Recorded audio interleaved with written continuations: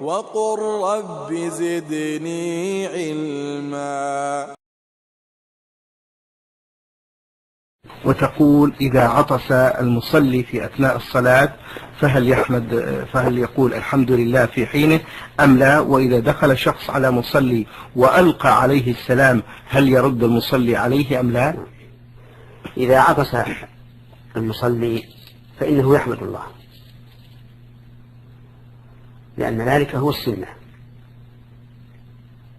كما في حديث معاوية بن الحكم رضي الله عنه أنه دخل في الصلاة مع النبي صلى الله عليه وعلى آله وسلم فعطس رجل من القوم وهو يصلي فحمد الله، فقال له معاوية يرحمك الله،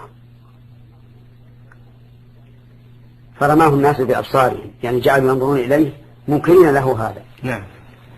فقال واتك لأمياه، يقوله معاوية، فجعلوا يضربون على أفخاذهم يسكتونه، فسكت. فلما سلم النبي صلى الله عليه وعلى آله وسلم دعاه، قال معاوية فبأبي هو وأمي ما رأيت معلما أحسن تعليما منه. اللهم صل وسلم عليه. والله ما كهرني ولا نهرني، وإنما قال إن هذه الصلاة لا يصلح فيها شيء من كلام الناس، إنما هي التسبيح والتكبير وقراءة القرآن، أو كما قال صلى الله عليه وسلم. ونستفيد من هذا الحديث أن المصلي إذا عطس فليحمد الله، لأن النبي صلى الله عليه وسلم لم ينكر على العاطس الذي حمد الله. ونستفيد منه أن كلام الجاهل في الصلاة لا يبطل صلاته، لأن النبي صلى الله عليه وعلى آله وسلم لم يأمر معاوية بن الحكم أن يعيد الصلاة. ونستفيد من ذلك حسن خلق النبي صلى الله عليه وعلى آله وسلم ومعاملته للجاهلين، فإنه صلوات الله وسلامه عليه بحكمته يعامل كل إنسان بما يستحق، فيعامل الجاهل على حسب جهله. فمعاوية رضي الله عنه أخطأ بلا شك حين يتكلم في الصلاة، لكنه لا يدري، ولو كان يدري ما فعل. ولهذا علمه النبي صلى الله عليه وسلم بدون أن يقهره أو ينهره. فينبغي لطالب العلم أو الآمر بالمعروف والنهي عن المنكر أن يرفق بالجاهل حسب ما تقتضيه حاله.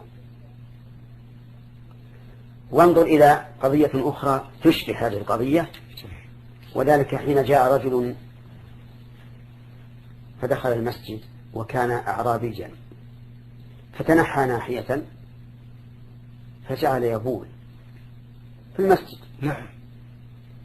فزجره الناس وصاحوا به، فنهاهم النبي صلى الله عليه وسلم، قال لا تجرموه، يعني لا تقطعوا عليه بوله، خلوا يبول وينتهي. فلما قضى بوله دعاه النبي صلى الله عليه وسلم وقال له إن هذه المساجد لا يصلح فيها شيء من الأذى أو القدر، وإنما هي الصلاة وقراءة القرآن، أو كما قال صلى الله عليه وعلى آله وسلم. فما كان من الأعراب إلا أن قال اللهم ارحمني ومحمدا ولا ترحم معنا أحد. فانظر إلى الحكمة في معاملة الجاهل. هذا رجل يبول في أشرف بقعة على الأرض من بعد المسجد الحرام، وأمرهم النبي عليه الصلاة والسلام أن يتركوه حتى يقضي بوله، ثم كلمه بهذا اللطف عليه الصلاة والسلام. فلكل مقام مقال.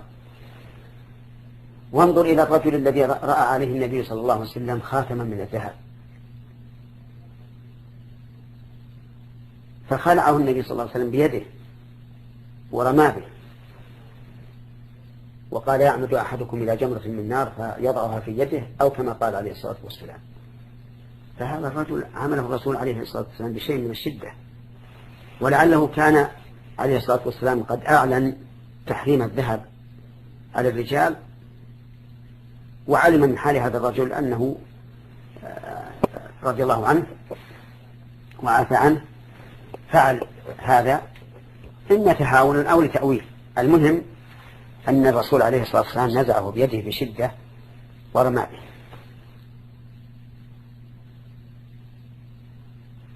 وهذا أحث إخواني طلبة العلم والآمر بالمعروف والنهي عن المنكر أن يستعملوا الحكمة في إرشاد الناس وينزل كل إنسان منزلته. ومن ذلك إذا جاء رجل يستفتي عن شيء فعله وهو حرام، لا تعبس في وجهه ولا تنتهره، لأنه جاهل وجاء يستأتي، كما هو هدي النبي عليه الصلاة والسلام. فالرجل الذي جاء إليه وقال يا رسول الله هلكت، قال ما أهلكك؟ قال وقعت على امرأتي في رمضان وأنا صائم.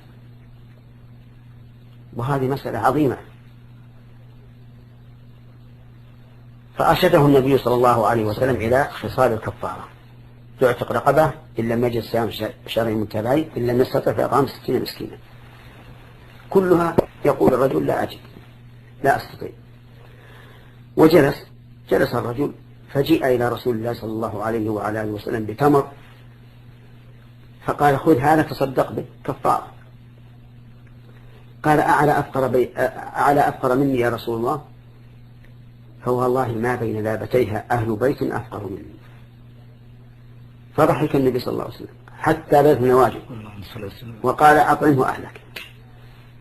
فسأل الرسول عليه الصلاة والسلام ما نهره ولا كهره ولا وبخه، بل أعطاه في النهاية تمرا يأكله وأهله. فلو أننا آمنا الناس مثل هذه المعاملة لحصل خير كثير، ولعرف الناس الإسلام وأهل الإسلام وأنهم أهل خير ودعوة إلى الحق، وأن الإسلام دين يسر والسهولة. لكن أحيانا تأخذنا الغيرة فلا نتحمل إذا رأينا انتهاك حرمات الله، فتجد الإنسان يغضب ويتكلم على صاحبه حتى وإن كان قد جاء مستعتبا. لكن هذا خلق ينبغي أن نتخلى عنه، وأن نعامل الناس كما عاملهم النبي صلى الله عليه وعلى آله وسلم.